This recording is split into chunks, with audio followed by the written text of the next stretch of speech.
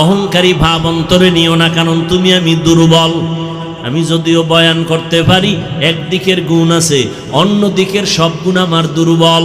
আমি মাছ কিনতে পারি না, ধরতে পারি না, আমি গাড়ি চালাইতে পারি না, আমি গরিবের কাছে দুর্বল।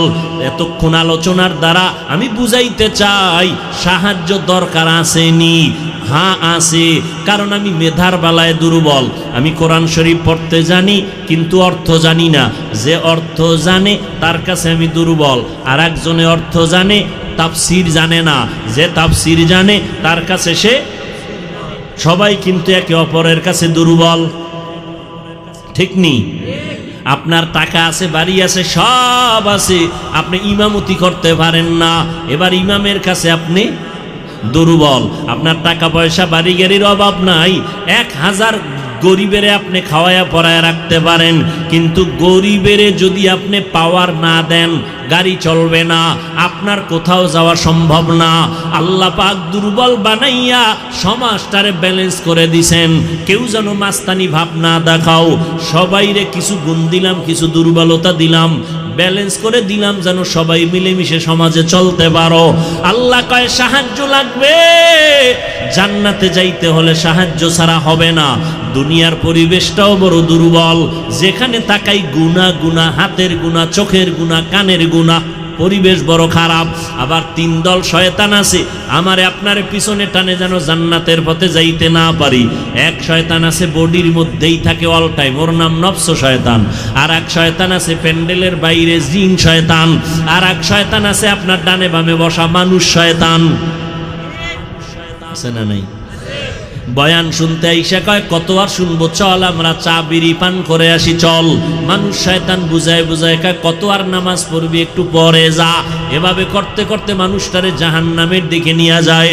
এই মানুষ শয়তান, এত শয়তান, এত পরিবেশ খারাপ, এর মধ্যে যদি আমি জান্নাতে আগাইতে চাই, আমি একা পারবো না, সহযোগিতা লাগবে না? লাগবে না?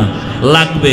সহযোগিতার জন্য নবী নাই, সহযোগিতার জন্য সাহাবায়ে কেরাম নাই, একমাত্র সহযোগিতার জন্য বর্তমানে কিয়ামত পর্যন্ত যারা আছেন থাকবেন, তারা হলো একমাত্র উলামায়ে আহলে হক। উলামায়ে আহলে হকের কাছে যাও, এরপরে সাহায্য তোমার লাগবে। কয় সাহায্য কার থেকে নিবা? কয় সহযোগিতা আলেমদের থেকে নিবা, ঠিক না? আসল সাহায্য আলেম থেকে নিলেও হবে না, আসলটা এমন একজন থেকে নিবা যার পেছনে কোনো টান নাই, চাইলেই দিবে। আর যার পিছনে টান আছে সে দিবে না। যেমন আমার কাছে কিছু চাইলে আমি দিব না, কারণ আমার পিছনে ছেলে টানে, মেয়ে টানে, বউ টানে, মা টানে, বাবায় টানে। তোমারে আগে দিব না, দিব আমার পিছনে যারা টানে ওগো দিব, থাকলে তুমি বাবা। কিন্তু যার পেছনে টান নাই, যার কোনো অভাব নাই, যার কোনো দুর্বলতা নাই, স্বার্থ নাই, এমন একজন থেকে চাইলে পাওয়া যাবে সাথে সাথে। এমন আছেন একজন আল্লাহ, এছাড়া আর কেউ আছে? দুনিয়াতে স্বার্থ ছাড়া কোনো হিসাব আছে? দুনিয়াতে অভাব ছাড়া কোনো মানুষ আছে? যে যত বড় ধনী সে তত বড় অভাবী, যার টাকা যত বেশি তার অভাব তত বড়, ঠিক নেই? গরিবের অভাব কম, বড় লোকের অভাব বেশি। গরিবের অভাব 100 টাকায় সমাধান, বড় লোকের অভাব 1,00,000 টাকায়ও সমাধান হয় না। তাহলে অভাব নাই আমার আল্লাহর, স্বার্থ নাই আমার আল্লাহর, পেছনে টান নাই আমার আল্লাহর। আল্লাহর ছেলে আছে, মেয়ে আছে, কোন কেউ আছে? লাম ইয়ালিদ লাম ইউলাদে উলাইকাস ওয়ালিদু মাউলুদেরা উ খালেকাস। আল্লাহর কোনো অভাব নাই, আল্লাহর কোনো পেছনে টান নাই, আল্লাহর কোনো স্বার্থ। আল্লাহ যদি স্বার্থ একটু দেখতেন, তবে নামাজিদের গলায় ফাড়া দিয়ে ঘুমের ভিতরে মাইরে ফেলাইতেন, ঠিক নেই? বরং যারা আল্লাহরে গালি দেয়, আছে না নাই? আল্লাহ ওদেরও কিছু কয় না। আল্লাহ কয় আমি কোনো স্বার্থপর না, আমি কোনো অভাবী না। ইয়া আইয়ুহান নাস আনতুমুল ফুকারাউ ইলাল্লাহ ওয়াল্লাহু হুয়াল গানিয়্যুল হামিদ।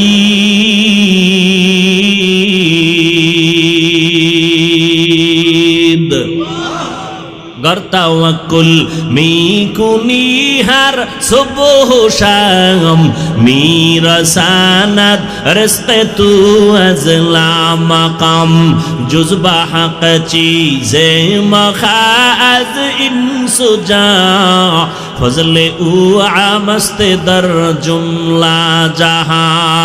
আল্লাহ পাক বলেন মানুষ তোরা ফকির, সবাই ফকির, আমি আল্লাহ কি? আল্লাহ প্রশংসিত ধনী। আল্লাহর কোনো ধনীর মধ্যে কোনো প্রশংসার বাইরে কিছু নাই। দুনিয়াতে ধনী প্রশংসিত নয়, দুনিয়ার ধনীরা দিয়া আবার খোটা দেয়, দোষ আছে পেছনে। আল্লাহ বলেন আমি প্রশংসিত ধনী, আমার কোনো অভাব নাই। এবার বুঝেন সাহায্য লাগবেনি, বলেন কার থেকে চাইবেন? এবার আমাকে বলেন তো আমার নবীর জীবনে কিছু লাগছেনি? কোন কোন আল্লাহর নবী কোন নবীর মাজারে গিয়া চাইছেন? ইব্রাহিম নবীর মাজারে, মুসা নবীর মাজারে, ঈসা নবীর মাজারে। সত্য কথা বলেন, নবীজি কার কাছে চাইছেন? বলেন। নবী যদি আল্লাহর কাছে চাইতে পারে, আপনার চাইতে লজ্জা লাগে কেন? দাড়ি নাই নাকি আল্লাহকে পছন্দ হয় না? এখানে এত মুসলমান, বলেন তো নবীর জীবনে যা প্রয়োজন হয়েছে কোন নবীর মাজারে গিয়া চাইছেন কিনা? আমাকে একটা প্রমাণ দেন। আপনি কেন আল্লাহর কাছে চান না? নবী যদি আল্লাহর কাছে চাইতে পারেন, ফাস কিনা ইজা সাআলতা ফাসআলিল্লাহ ওয়া ইজা ইসতাআনতা ফাসতাইন বিল্লাহ। যদি চাইতেই হয় এমন একজনের কাছে চাও যে চাইলে সাথে সাথে দেওয়ার জন্য রেডি। ওয়া ইজা সাআলাকা ইবাদি আন্নী ফাইন্নী করিব উজিবু দাওয়াতাদ দাঈ ইজা দাআন ফালইস্তাজিবু লি ওয়াল ইউমিনু বি লাআল্লাহুম ইয়ারশুদুন।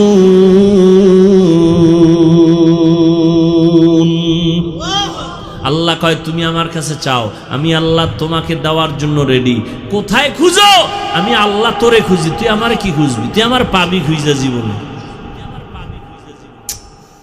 বাচ্চা যদি মা পালায়ন করে, বাচ্চা খুঁজা পাওয়া কঠিন না? কথা কয় না? আর বাচ্চায় পলাইলে মা পাইব না? পায়া লাইব। মায়ে জানে তুই কোন সিবাই পালাবি। আল্লাহরে খুঁজবি, কই পাবি? আল্লাহ কয় তুই তো খুঁজতে কম খোঁজো নাই, ফজরে খুঁজছো আমারে পাও নাই, জোহরে তালাশ করছো পাও নাই, আসরে তালাশ করছো পাও নাই, মাগরিবে তালাশ করছো পাও নাই, এশায় তালাশ করছো পাও নাই। কিন্তু একটা টাইম তুই এখন ঘরের মধ্যে রেস্টে আসো, মা ঘুমায়, বাবা ঘুমায়, জঙ্গলের প্রাণীরা ঘুমায়, গাছের পাখিরা ঘুমায়, নদীর মাছ ঘুমায়, সব চুপ হয়ে গেছে।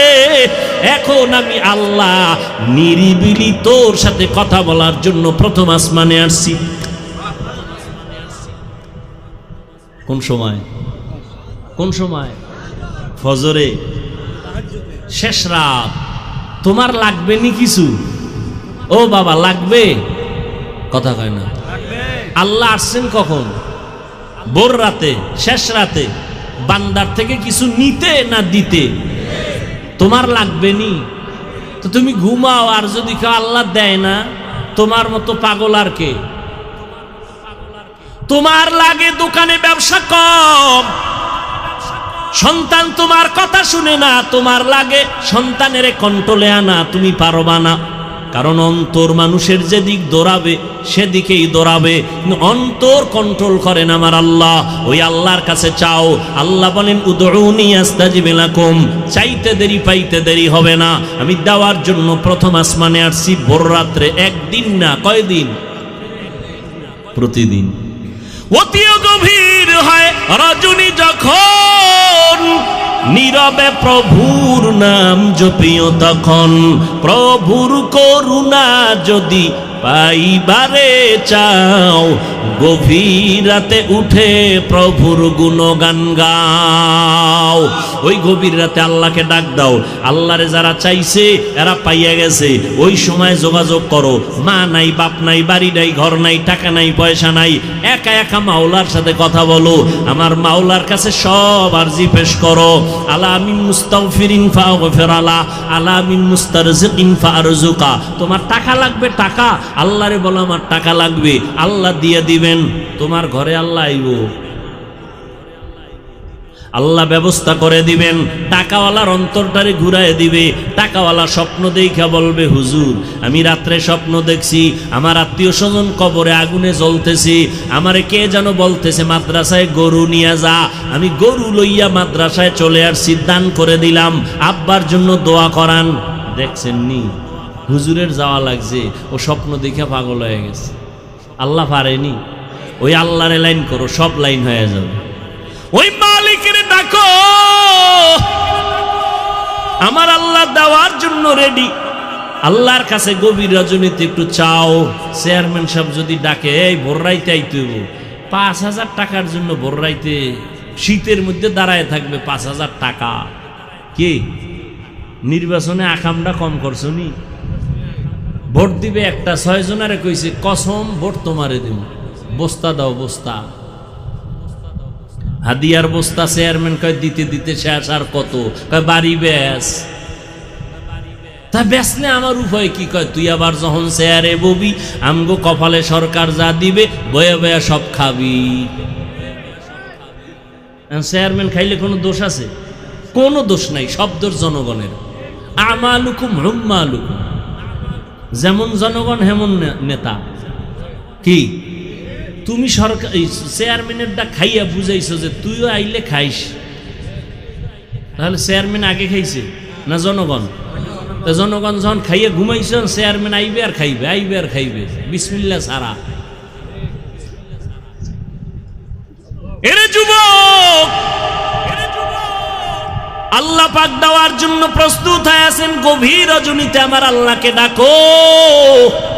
ফেরাউনের মতো বেঈমানও কিন্তু ভোর রাতে আল্লাহর সাথে কথা কইছে, ও আল্লাহ আমি জানি তুমি আল্লাহ, কিন্তু আমার দুনিয়া একটু মাস্তানি ভাবাইছে, তো এটার একটু সুযোগ দাও।